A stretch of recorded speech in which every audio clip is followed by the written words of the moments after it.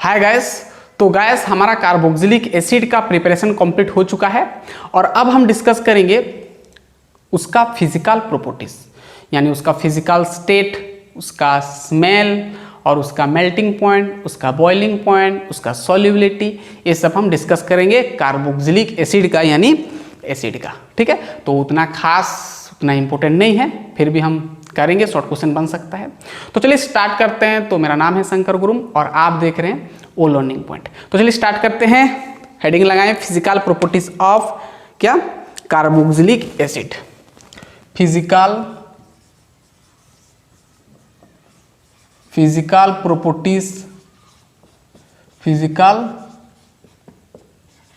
Properties of carboxylic acid, ये हमारा 15 number lecture है शायद ना, कार्बोक्सिलिक एसिड। इसके बाद और एक ठो लेक्चर या तो 2 ठो लेक्चर में आपका एल्डिहाइड, कीटोन्स और कार्बोक्सिलिक एसिड चैप्टर कंप्लीट हो जाएगा, है ना। चलिए हो गया physical properties of aldehyde, physical properties of carboxylic acid. Heading लगाएं, अब हम करेंगे। चलिए हो गया। चलिए सबसे पहला तो हम उसका स्मेल के बारे में देखेंगे, एसिड सबका, है ना, एसिड का स्मेल देखेंगे। तो ध्यान देना 1 नंबर कार्बन से लेकर 3 नंबर कार्बन तक एसिड में, अगर 1 नंबर कार्बन से लेकर 3 नंबर कार्बन यदि होगा तो वो आपको स्मेल देगा कैसा ना, पॉन्जेंट स्मेल होता है उसका। कैसा? पॉन्जेंट स्मेल होता है, यानी ऑन प्लीजेंट भी कह सकते हैं। पॉन्जेंट यानी ऑन प्लीजेंट, यानी अच्छा स्मेल नहीं आता है। ठीक है, और 4 नंबर कार्बन से लेकर 8 नंबर कार्बन तक, ये समझ में ना, 1 नंबर कार्बन से लेकर 3 नंबर कार्बन का मतलब क्या होता है ना, फॉर्मिक एसिड से आपका HCOOH, मतलब 1 कार्बन है, 1 कार्बन से लेकर 3 कार्बन यानी आपका C2H5COH तक, यानी C ये 2 और 1 3, यानी 3 नंबर कार्बन, यानी ये आपका क्या होता है, प्रोपियोनिक एसिड। तो प्रोपानोइक एसिड और प्रोपियोनिक एसिड को, प्रोपियोनिक एसिड और फॉर्मिक एसिड से, मतलब ये बीच में जितना भी आपका एसिड है 1 नंबर से लेकर 3 नंबर, यानी 3 ठो एसिड है, वो सब क्या आता है, उसका पॉन्जेंट स्मेल होता है। ठीक है, और 4 नंबर यानी ब्यूटेरिक एसिड से लेकर C8 तक यानी ऑक्टानोइक एसिड तक आपका ये क्या देता है ना, ये भी आपका वही पॉन्जेंट स्मेल आता है। ये भी फेंट पॉन्जेंट कहते हैं इसको, फेंट ऑन प्लीजेंट कहो, ऑन प्लीजेंट ना, ऑन प्लीजेंट स्मेल होता है, ये आपका पॉन्जेंट स्मेल यानी ऑन प्लीजेंट कहो। ठीक है, पूरा समझ में आ गया, पूरा क्लियर। 4 नंबर से लेकर 8 नंबर तक, और इससे आगे C8 और हायर क्या, हायर कार्बन जो है, higher carbons are negligible smell, पता नहीं चलता, नेग्लिजिबल स्मेल होता है ना, स्मेल उतना पता नहीं चलता है ना, नेग्लिजिबल स्मेल। ठीक है, पूरा समझ में आ गया। ये था सिंपल स्मेल के बारे में। दूसरा आपका आता है क्या, दूसरा आपका आता है फिजिकल स्टेट, ये 1 नंबर। दूसरा आपका फिजिकल स्टेट, मतलब किस स्टेट में रहते हैं आपका एसिड सब। ठीक है, तो ध्यान देना जो आपका 1 नंबर कार्बन से लेकर 10 कार्बन तक यानी डेकानोइक एसिड तक, ये सब ना आपका कलरलेस होता है। क्या होता है, नोट करते जाना, सब किताब में है। ये आपका क्या है ना, कलरलेस है, कलरलेस लिक्विड है, ये सब लिक्विड स्टेट में रहता है, कलरलेस लिक्विड है। ठीक है, और इससे आगे हायर यानी 10 से आगे यानी 11 से ना, C11 और मोर सब क्या आता है आपका, ये भी आपका कलरलेस क्रिस्टलाइन, कलरलेस वैक्सी सॉलिड में आता है, वैक्सी सॉलिड में। ठीक है ना, कौन सा स्टेट में रहता है, वैक्सी सॉलिड में रहता है, मतलब 11 से लेकर 11 से ज्यादा नंबर ऑफ कार्बन यदि होगा एसिड में तो सब आपका कलरलेस वैक्सी सॉलिड आपको मिलेगा। ठीक है, 1 नंबर कार्बन से 10 नंबर का सब लिक्विड स्टेट में होता है, और ये आपका 11 से लेकर उधर जितना भी आपका एसिड है, जितना भी कार्बन आप बढ़ाओगे वो सब आपको सॉलिड फॉर्म में मिलेगा, वैक्सी सॉलिड में। ठीक है, पूरा क्लियर, पूरा क्लियर, पूरा क्लियर, पूरा क्लियर, पूरा क्लियर। देखिए ये तो आपका मैं बताया स्मेल के बारे में। ध्यान देना यहाँ पर आपका जो एरोमेटिक एसिड होता है, यानी बेंजीन में ऊपर अगर एसिड लगा है, एरोमेटिक एसिड यहाँ पर लिख देना, आपका जो एरोमेटिक एसिड है, एरोमेटिक एसिड जो होता है आपका, एरोमेटिक एसिड का कुछ स्मेल नहीं होता है, ध्यान देना, एरोमेटिक एसिड का कुछ भी स्मेल नहीं होता है। ये तो मैं बता दिया, ये आपका एलियोफेटिक है। 1 नंबर कार्बन से लेकर 3 नंबर कार्बन तक पंजेंट स्मेल होता है, 4 नंबर से 8 नंबर तक फेंट अनप्लीजेंट, और उससे ज़्यादा बोलने से नेग्लिजिबल स्मेल। और एरोमेटिक एसिड यानी बेंजीन, अरे बेंजीन में क्या होता है, COH लगता है तो क्या होता है, ये आपका एरोमेटिक एसिड होता है। यहाँ पर एसिड के बदले यहाँ पर कुछ भी डेरिवेटिव हो सकता है एसिड का, एरोमेटिक एसिड कुछ भी डेरिवेटिव हो सकता है, यहाँ पर OH लगाओ, जो भी लगाओ, है ना। तो ये आपका कुछ स्मेल इसका नहीं होता है ना, यानी do not have any smell, कुछ स्मेल नहीं होता है, ठीक है, ये नोट करना। एरोमेटिक एसिड का कुछ स्मेल नहीं होता है। यहाँ पर फिजिकल स्टेट देखेंगे तो आपका जो जो आपका एरोमेटिक एसिड होता है, एरोमेटिक जो एसिड होता है, एरोमेटिक एसिड जो होता है वो आपका क्रिस्टलाइन सॉलिड में मिलेगा आपको, ठीक है ना, क्रिस्टलाइन सॉलिड में आपको देखने को मिलेगा, जो कि कलरलेस होता है, ठीक है, समझ में ना, कलरलेस होता है आपका, कलरलेस होता है। एरोमेटिक एसिड क्रिस्टलाइन सॉलिड होता है जो कि कलरलेस होता है। तो ये था आपका फिजिकल स्टेट के बारे में। अब चेक करेंगे उसका सॉल्युबिलिटी। चलिए नोट करें फटाफट, हो गया पूरा क्लियर। फिजिकल स्टेट समझ में आया ना, 1 नंबर कार्बन से लेकर 10 नंबर कार्बन तक क्या होता है, कलरलेस लिक्विड होता है, यानी फॉर्मिक एसिड से लेकर डेकानोइक एसिड तक सब कलरलेस लिक्विड स्टेट में आपको मिलेगा, लिक्विड में मिलेगा, ठीक है। 11 नंबर से उससे ज़्यादा बोलने से कलरलेस एक्सिस सॉलिड में आपको देखने को मिलेगा, ठीक है। और एरोमेटिक एसिड जो होता है आपका क्रिस्टलाइन सॉलिड जो कि कलरलेस होता है। समझ में आ गया होगा। चलिए ये तो था आपका स्मेल और फिजिकल स्टेट के बारे में। देखिए अब सॉल्युबिलिटी के बारे में देखते हैं।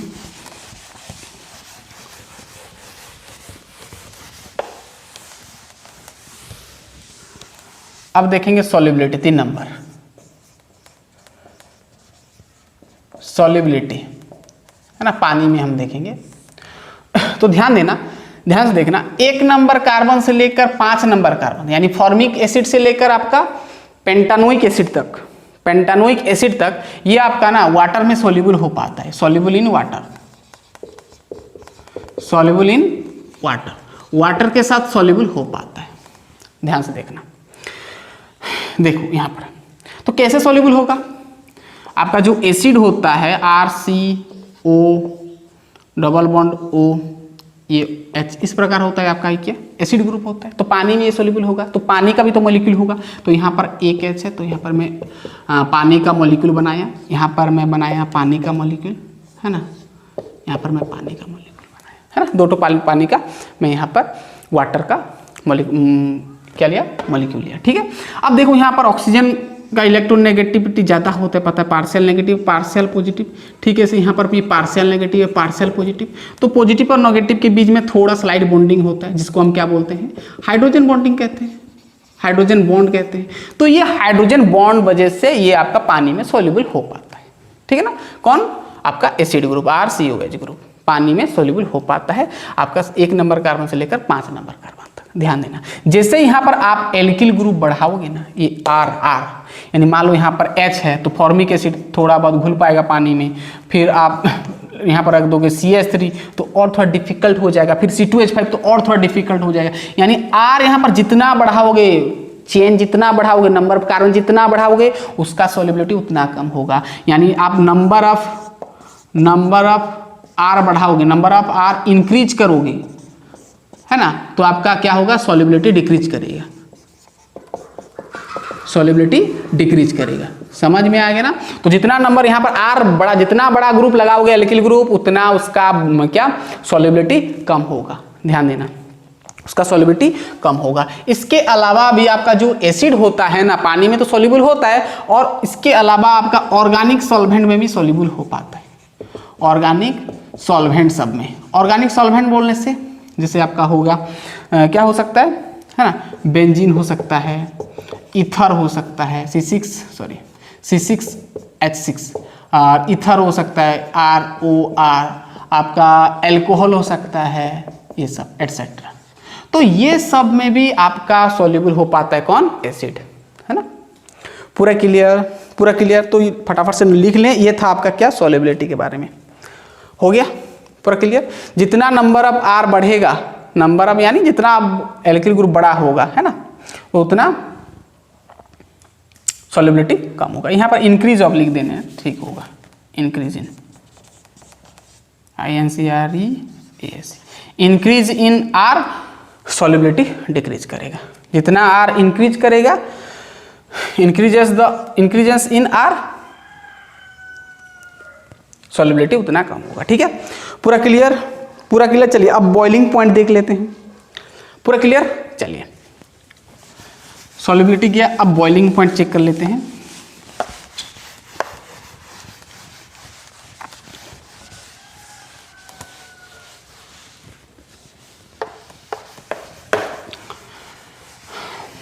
चलिए बॉइलिंग पॉइंट हम देखेंगे, है ना, 4 नंबर बॉइलिंग पॉइंट बीपी में लिख दे रहा हूं। ठीक है, बॉइलिंग पॉइंट अगर हम देखेंगे तो ध्यान से देखना, जो बॉइलिंग पॉइंट ऑफ जो आपका aldehyde, boiling point of carboxylic acids are higher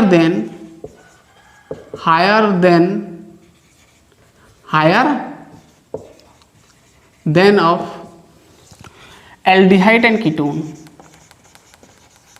aldehydes and आपका जो एल्डिहाइड और कीटोन से ना कार्बोक्सिलिक एसिड का बॉइलिंग पॉइंट ज़्यादा होता है, क्योंकि यहाँ पर ना हाइड्रोजन बॉन्ड स्ट्रॉन्ग होता है। देखिए देखिए देखिए यहाँ पर क्या होता है ना, देखिए यहाँ पर जब हम एसिड बनाएंगे तो किस प्रकार बनाएंगे, RCO, यहाँ पर OH बनाओगे, है ना, यहाँ पर सॉरी RC, यहाँ पर रुको, यहाँ पर C डबल बॉन्ड O, यहाँ पर OH। ठीक है, ये आपका एक कार्बोक्सिलिक एसिड लिया, यहाँ पर और एक कार्बोक्सिलिक एसिड बनाएंगे, है ना। तो कार्बोक्सिलिक एसिड और मतलब एसिड एसिड बीच में किस प्रकार बॉन्डिंग होता है, ध्यान देना आप। अब देखो यहाँ पर O डबल बॉन्ड, यहाँ पर C, यहाँ पर एक R डैश में लिया, यहाँ पर O, यहाँ पर H लिया। अब देखो यहाँ पर जो कार्बोक्सिलिक एसिड और कार्बोक्सिलिक एसिड के बीच में क्या होता है ना, एक बॉन्ड होता है जिसको हम हाइड्रोजन बॉन्डिंग कहते हैं। ये अभी मैं बताया, ऑक्सीजन और हाइड्रोजन के बीच में बॉन्डिंग होता है। इसका पार्शियल नेगेटिव है, इसका पार्शियल पॉजिटिव है, पार्शियल ये आपका नेगेटिव है, पार्शियल पॉजिटिव है, तो थोड़ा स्लाइड बॉन्डिंग होता है, इसको हम क्या बोलते हैं, हाइड्रोजन बॉन्ड बोलते हैं। और यहाँ पर ध्यान दें, 2 जगह पर यहाँ पर हाइड्रोजन बॉन्ड बनता है। एसिड के बीच में कितना ठो बॉन्ड बनता है हाइड्रोजन, 2 ठो बॉन्ड बनता है। तो इसी वजह से ये बहुत स्ट्रांग होता है और इसको हमको ज़्यादा टेम्परेचर देना पड़ता है, यानी इसका बॉइलिंग पॉइंट कार्बोनिल ग्रुप यानी आपका जो एल्डिहाइड और कीटोन से ज़्यादा होता है।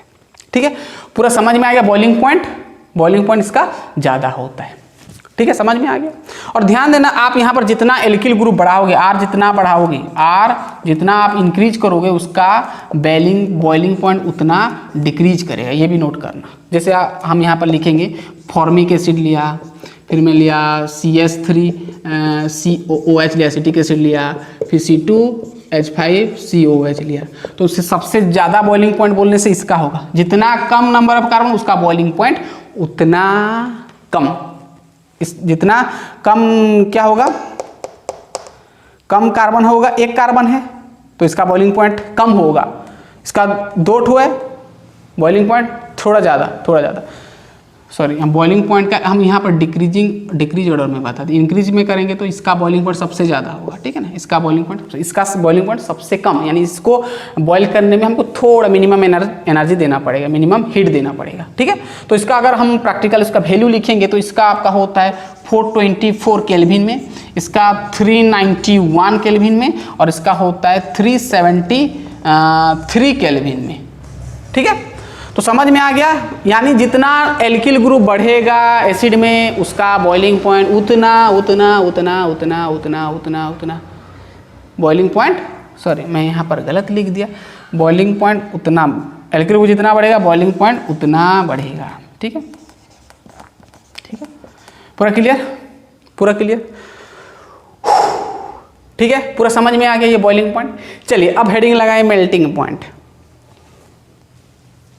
हो गया, चलिए बहुत सिंपल था। अब मेल्टिंग पॉइंट थोड़ा देख लेते हैं।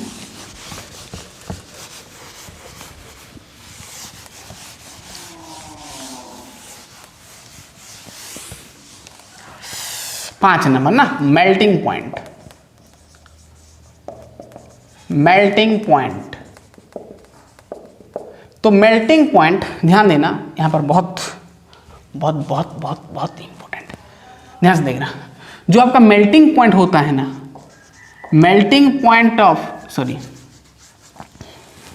ध्यान देना, even number of carboxylic acid, यानी इवन नंबर में एसिड लिख दे रहा हूं, even number of acids are, ध्यान देना, even number of acids are higher melting point than that of odd number of acid, और ऑड नंबर ऑफ कार्बन का हो, है ना। ठीक है, क्या बोल रहा है कि अगर आपके पास एसिड है और उसमें कार्बन ऑड नंबर है, ऑड नंबर है, तो उसका मेल्टिंग पॉइंट क्या होगा, कम होगा, इवन है तो ज़्यादा होगा। जैसे मान लो मैं यहाँ पर एग्जांपल लिया CH3 CH2 और यहाँ पर लिया CH2, यहाँ पर लिया मैं COH लिया। तो अब यहाँ पर बताओ कितना ठो ऐसे कार्बन है, 1 2 3 4, यानी आपका ये इवन है 4, यानी even number, even number of carbon, even number of carbon कहो या एसिड कहो, है ना, इवन नंबर ऑफ कार्बन होगा। ध्यान देना, इवन नंबर ऑफ कार्बन होगा तो उसका बॉइल, देखिए ये मैं एक ठो क्या लिया, इवन नंबर लिया, और एक ठो मैं ऑड नंबर वाला ले रहा हूँ। देखो यहाँ पर CH3 CH2 3 ठो, और यहाँ पर CH2 4 ठो, और यहाँ पर मैं बनाया COH, ये 5 ठो है, 1 2 3, सॉरी यहाँ पर 3, ये 4, ये 5, यानी ये आपका ऑड नंबर आ गया।